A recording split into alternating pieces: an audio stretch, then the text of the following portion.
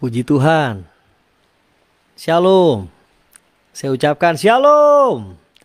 Apa kabar Bapak Ibu Saudara yang dikasih Tuhan? Saya berdoa saudara dalam keadaan baik-baik saja saudara. Dimanapun saudara berada saat ini. Di rumah, di jalan, yang mendengarkan channel ini saudara. Saya mau sampaikan firman Tuhan. Mau sharing saat ini saudara sama saudara. Semoga saudara diberkati Tuhan. Sebelumnya kita berdoa. Bapa, dalam nama Tuhan Yesus, terima kasih buat kasih Tuhan dalam hidup kami. Tak habis-habisnya kasih-Mu Tuhan yang kami rasakan. Urapi berkati setiap kami Tuhan. Di dalam nama Tuhan Yesus kami mau mendengarkan isi hati-Mu. Kami percaya nama Tuhan dipermuliakan. Sama-sama yang percaya kita katakan amin. Ya Bapak Ibu Saudara yang dikasih Tuhan, firman Tuhan katakan pernah terjadi mukjizat yang pertama yang dilakukan sama Tuhan Yesus, yaitu di Kana, di mana air menjadi anggur. Ya, hari ini saya mau sampaikan mukjizat yang kedua, di mana terambil dari Yohanes pasal 4 ayat ke-46 sampai 54. Saya akan bacakan buat saudara. Yesus menyembuhkan anak pegawai istana.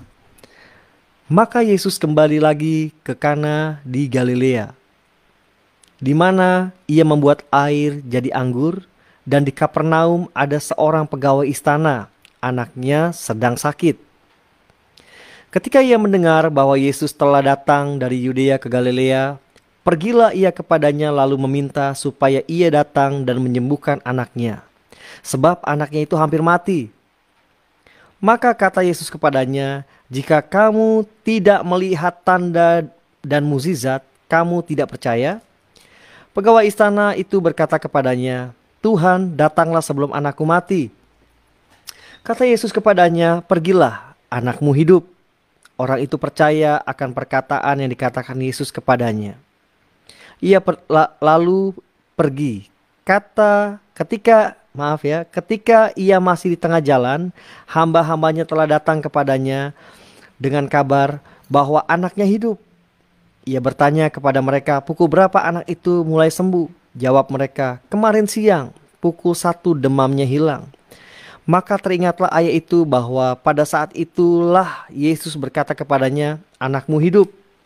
Lalu ia pun percaya dan seluruh keluarganya. Dan itulah tanda kedua yang dibuat Yesus ketika ia pulang dari Yudea ke Galilea. Puji Tuhan, diberkatilah orang yang mendengarkan firman Tuhan dan merenungkan siang dan malam. Saudara, saya mau cerita di mana hari itu waktu Yesus ke Kapernaum, saudara, lalu ada seorang pegawai istana. Ya, ada seorang pegawai istana, lalu anaknya sedang sakit, saudara. Ya, jadi ada seorang bapak memiliki anaknya sakit dan sakitnya sudah mulai koma. Lalu dia sebelumnya mendengar kisah di mana air menjadi anggur, ada mukjizat. Lalu dicerita sama Yesus. "Yesus, tolonglah," katanya. "Tolonglah, mohonlah, anakku hampir mati, datanglah ke rumah," gitu. Lalu Yesus bilang, "Apakah kamu harus melihat tanda baru kamu percaya?" gitu. Apa kamu baru melihat tanda atau mukjizat baru kamu percaya gitu. Nah, jadi seorang bapak, saya bisa rasakan seorang bapak yang memiliki seorang anak, saudara, dan anaknya sudah mulai koma, dan seorang bapak ini bilang, "Tolong Yesus, anakku mau mati, tolong, tolong datang ke rumah." Mungkin dia punya satu hati yang wah, apapun yang bisa dia lakukan, dia akan lakukan, saudara. Dan di ayat firman Tuhan katakan, ayat 49, pegawai istana itu berkata kepadanya, "Tuhan, datanglah sebelum anakku mati." Jadi ada satu perkataannya, "Tuhan, tolong datang, Tuhan, tolong datang. Jangan sampai anakku mati." Ya, ayat 50 berkata, kata Yesus kepadanya, "Pergilah, anakmu hidup." Orang itu percaya akan perkataan yang dikatakan Yesus kepadanya. Lalu ia pergi. Saudara, catat garis bawahi, saudara. Orang itu percaya. Jadi waktu Yesus ngomong begini, katanya kepadanya, "Pergilah, anakmu hidup." Wow, bagus sekali ya. Yesus bilang, "Pergilah, anakmu hidup." Wah, saya percaya ada satu perkataan kuasa yang keluar dari mulut Tuhan Yesus. "Pergilah, anakmu hidup." Lalu apa yang dikatakan? Orang itu percaya perkataan yang dikatakan Yesus. Ya, poin pertama saya garis bawahi adalah kata percaya, saudara. Tidak mudah ya. Kata percaya itu tidak mudah. Jadi ketika Yesus berbicara, apakah kita meresponi percaya? Yes, iya Tuhan, aku percaya. Ya, saya nggak tahu apa yang saudara alami saat ini, saudara. Persoalan kah? Penyakit kah? Mari datang sama Tuhan, saudara. Tuhan bilang begini, saudara. Kata Yesus kepadanya, pergilah, anakmu hidup. Ya, di ayat lain, Yohanes 10 ayat 10, bagian B-nya berkata, Yesus datang untuk memberi hidup dan kelimpahan. Dan saya percaya, Yesus itu datang ke dalam dunia itu untuk memberi hidup dan kelimpahan.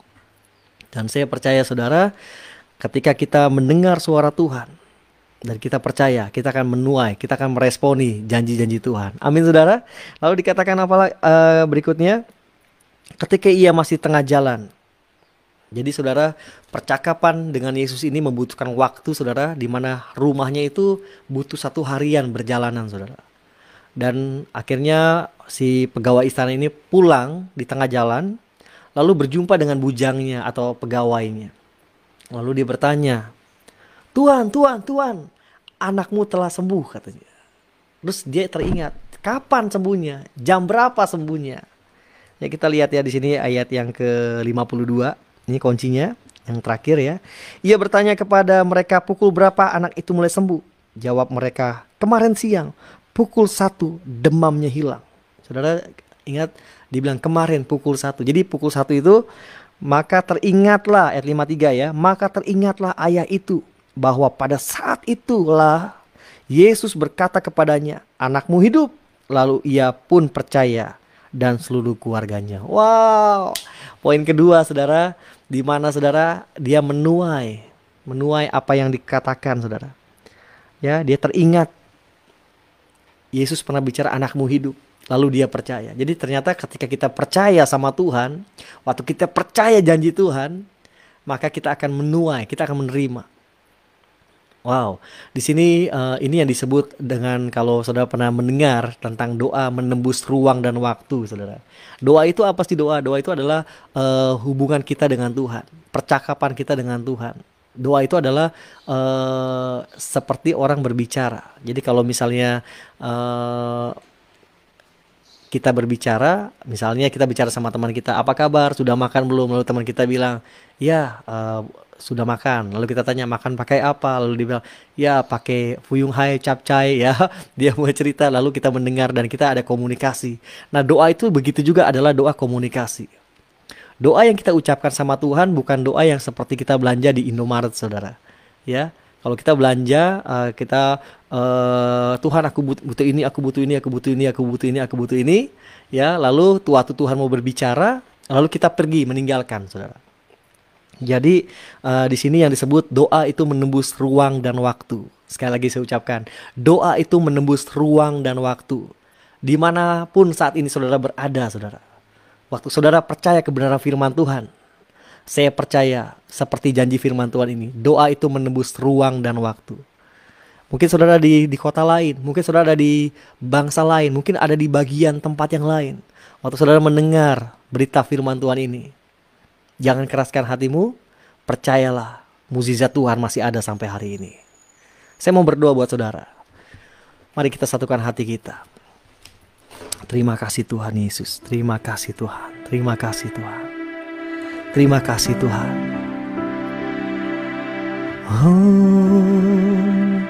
Sebelumnya saya akan menaikkan pujian ini, saudara. Bagi Tuhan tak ada yang mustahil. Bagi Tuhan tak ada yang tak mungkin. Mukjizatnya disediakan bagiku. Ku diangkat dan dipulihkannya. Sekali lagi saudara, kita katakan, bagi Tuhan tak ada yang mustahil.